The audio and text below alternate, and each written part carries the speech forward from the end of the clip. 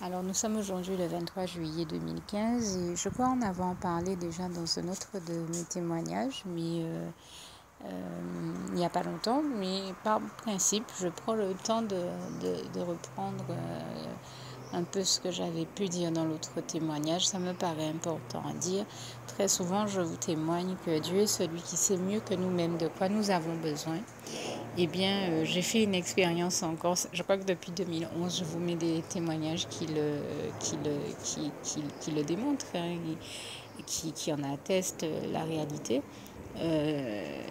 Et donc Dieu est le seul qui sait mieux que nous-mêmes de quoi nous avons besoin, qui pourra toujours à tous nos besoins, comme ce passage de Philippiens 4, verset 19 nous le rappelle si bien, mais qui gère au mieux les ressources et qui nous donne toujours tout ce dont nous avons besoin. Mais comme j'ai l'habitude de le dire, il nous donne ce dont nous avons besoin, mais quand quelque chose n'est pas utile non plus, mais voilà, s'il est inutile qu'il nous le donne, il ne nous le donne pas. Et je lui rends grâce et gloire et j'en veux pour preuve que donc j'ai vécu une petite expérience la semaine dernière qui là encore vient le démontrer. Chaque fois que nécessaire, je soumets au Seigneur ma liste de courses et de manière à ce qu'il me donne ce dont il souhaite me bénir dans cette liste. Je faisais ma liste et enfin je crois que j'avais fait ma liste et j'étais en train de dire bon mais Seigneur je vais essayer de passer à tel supermarché. Je crois que c'est le plus pratique, le plus près de chez moi. Enfin bon, j'étais déjà dans ma dynamique. En fait, c'est surtout parce que j'étais malade. Je ne cherchais pas non plus je ne fais jamais ça, hein, contester avec Dieu ou m'écarter de sa volonté. Et je souhaite à toute personne de ne surtout pas faire la même chose que moi. Il y a tout simplement que j'étais en train de me dire, je suis malade et je ne sais pas combien de temps je vais pouvoir tenir dans mon état. Donc, est-ce que le plus simple et le plus pratique ne serait pas que j'aille faire mes courses tant que je me sens la force d'y aller, parce que je ne suis pas sûre qu'à cause de mon état de santé, je pourrais y aller par la suite. Et donc, j'ai soumis ma liste au Seigneur et je me disais, bon, je vais passer une commande et j'irai la récupérer. Sauf que le Seigneur m'a très rapidement fait comprendre que ce n'était pas sa volonté. Et j'étais là à dire, bon, c'est vraiment ce que je ressens, que moi je veux y aller, mais que le Seigneur ne veut pas que j'y aille. Et bon, je crois qu'il va falloir que je lui obéisse. Mais je disais, sans pour autant être dans la dynamique de contester fermement avec le Seigneur, je disais, Seigneur, mais comment je vais faire? Je suis malade, je sais que si j'y vais pas maintenant, je ne crois pas que je pourrais y aller après. Et là, les ressources sont presque au plus bas. Comment je fais? Et en fait, le Seigneur me faisait comprendre que ce n'est pas pour autant qu'il m'envoie faire les courses, qu'il ne m'envoie pas les faire, qu'il ne me permet pas d'y aller. Et donc, bon, j'ai dit, écoute, si c'est ce que tu dis, Seigneur, toi seul c'est toute chose. Et peut-être que tu me dis ça, je ne sais pas pourquoi, j'ai un peu de mal à comprendre pourquoi, parce que mon ressenti, c'est que comme je ne suis pas très bien, je ne suis pas du tout en forme, il faut peut-être que je prenne mes dernières forces pour aller finir les courses et revenir me reposer. Et là, il m'a bien fait comprendre que non, ce n'était pas sa volonté. Je me suis dit, bon, je choisis d'obéir et c'est vraiment ce que je choisis. J'invite tout le monde à faire, toujours choisir d'obéir à Dieu, à Jésus, à son Saint-Esprit. Parce que comme j'ai l'habitude de le dire, l'obéissance à Dieu, c'est le plus grand l'un des plus grands secrets du bonheur. Et je remercie Dieu, Jésus et son Saint-Esprit qui m'ont donné la force d'obéir à ce moment-là. Et à un moment, le Saint-Esprit m'a amené à penser que peut-être que si Dieu ne me permettait pas de faire les courses, d'aller faire les courses, c'est peut-être tout simplement parce que tout ce que j'étais en train de demander serait inutile, ou en tout cas pas nécessaire. Et c'est vrai que je me suis dit, ce ne serait pas la première fois de mon histoire ou de ma marche chrétienne, de ma chrétienté, que je verrais le Seigneur ne pas me donner quelque chose, tout simplement. Non pas parce qu'il ne veut pas me bénir, mais précisément parce qu'il veut me bénir et m'éviter des dépenses inutiles. Et c'était bien ça. Je tiens à rendre grâce et gloire à Dieu, à Jésus, à son Saint-Esprit. Vraiment, toute la gloire lui en revient. Parce que j'avais commencé à travailler sur un projet avec le Seigneur il y a déjà plus d'une année et c'est vrai que c'est un projet sur lequel j'avance chaque fois que je le peux, mais sur lequel je ne peux travailler que quand je suis en jeûne. Donc il se trouve que quelques jours plus tard, en tombant sur un dossier, je me suis dit, mais c'est pas possible, mais j'étais inspirée pour cette partie-là du projet. Donc je crois qu'il faut que je me mette à travailler dessus. Et j'ai pris la décision de travailler dessus. J'ai demandé au Seigneur s'il était d'accord. Enfin, j'ai compris que c'était le cas. Et ça a nécessité que je reste en jeûne. Ce travail-là a nécessité que je reste en jeûne presque pendant toute une semaine. Et voilà pourquoi les courses que j'avais besoin d'aller faire étaient totalement inutiles. C'est parce que Dieu, dans sa préscience, savait très bien que j'allais prendre la bonne résolution de finir mon travail, en tout cas d'avancer sur ce projet, et que ça allait nécessiter que je reste en jeûne presque une semaine. Donc que toutes les courses et la liste de courses que j'étais en train de lui demander s'avéraient inutiles à ce moment-là, puisque je n'allais pas pouvoir consommer ces courses-là, puisqu'étant en jeûne durant une semaine. Et c'est vrai qu'à la fin de la semaine, j'étais là, glorifier mon Dieu encore, à lui dire, Seigneur, comment tu es merveilleux, louange, honneur et gloire à toi. Tu savais très bien que j'allais toujours choisir de me mettre au travail avec et pour toi, et toute la gloire te revient, toi qui m'en donnes la force. Et je rappelle ici à tous ceux que ça peut encourager, aider, que comme il est écrit dans le psaume 29, verset 11, l'Éternel est celui qui donne la force à son peuple, qui le bénit, qui le rend heureux. Et donc ça a été, j'ai vécu un moment merveilleux dans la communion avec le Seigneur, dans sa présence, son amour, dans ses bras d'amour. Et j'ai là encore expérimenté sa force toute puissante et surnaturelle, le bonheur de recevoir son onction et de le voir déverser son onction et sa force sur moi pour que j'arrive à travailler et à tenir le coup durant tout ce temps de jeûne.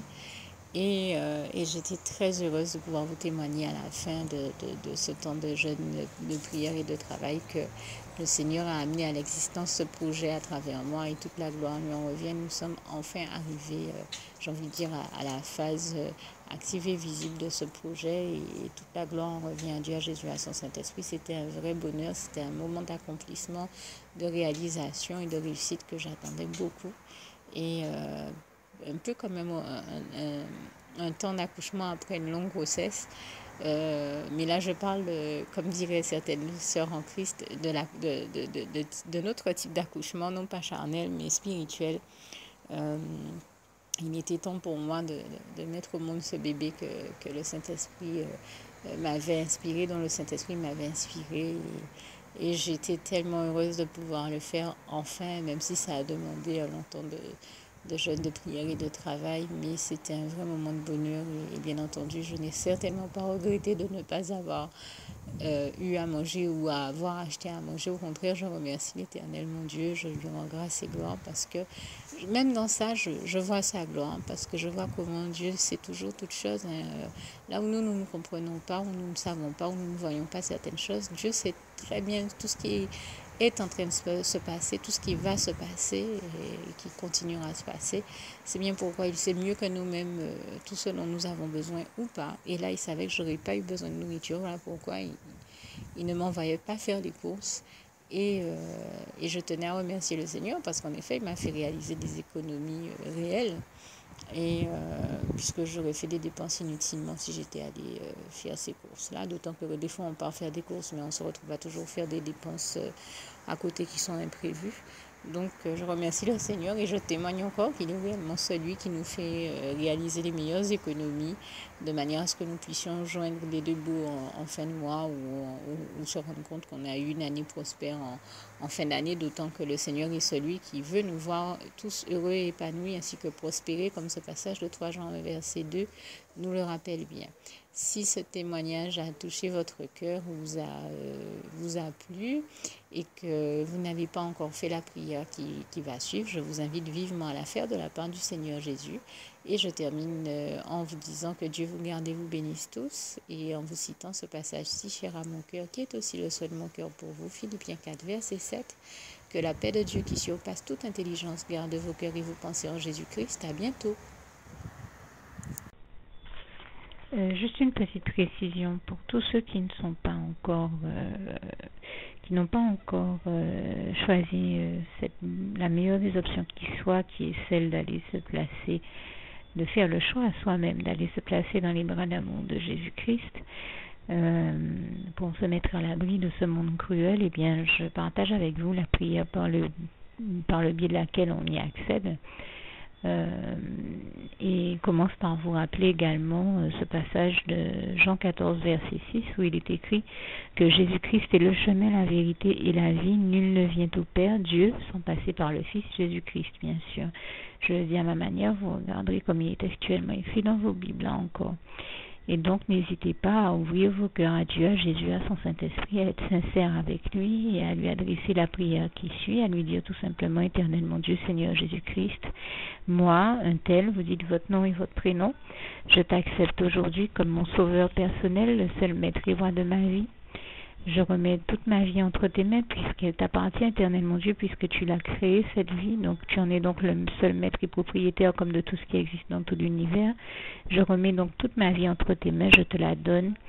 Merci, Éternel mon Dieu, aussi de permettre que cette vie que tu m'as donnée continue à être à ta gloire et que je continue à te servir, à t'appartenir pour l'éternité, d'éternité en éternité. Merci aussi, Seigneur, de faire que je continue donc à te servir et à t'appartenir pour l'éternité, d'éternité en éternité. Et aussi, Seigneur, de m'accorder la grâce de ton pardon et de ta miséricorde pour tous les péchés que j'ai commis tout au long de ma vie, jusqu'à la date d'aujourd'hui incluse. Et c'est au nom puissant du Seigneur Jésus-Christ que j'ai fait cette prière.